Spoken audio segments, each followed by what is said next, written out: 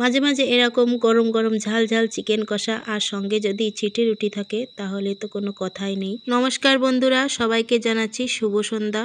তো আজকে সন্ধ্যার জলখাবারে আছে ছিটে রুটি আর গরম গরম চিকেন কষা। আর ছিটে রুটিটা কিন্তু আমি খুব ভালোভাবে পারি না, তেমন করা হয় না। তো ছেলের আবদার, ছেলে বায়না ধরেছে ছিটে রুটি খাওয়ার জন্য। তো এই যে ঘরে ছিল চালের গুঁড়া আর সঙ্গে অল্প করে একটু আটা মিশিয়ে নিয়ে এই যে আমি উষ্ণ জল গরম দিয়ে এইভাবে ব্যাটার তৈরি করে নিয়েছিলাম। তো দেখুন এইভাবে এখন আমি ছিটে রুটিগুলো তৈরি করে নেব। আমার আরও এক দুবার তৈরি করা হয়ে গেছে। আর এই যে কড়াইতে হালকা তেল দিয়ে আমি এইভাবে ছিটে রুটিগুলো তৈরি করে নিয়েছি।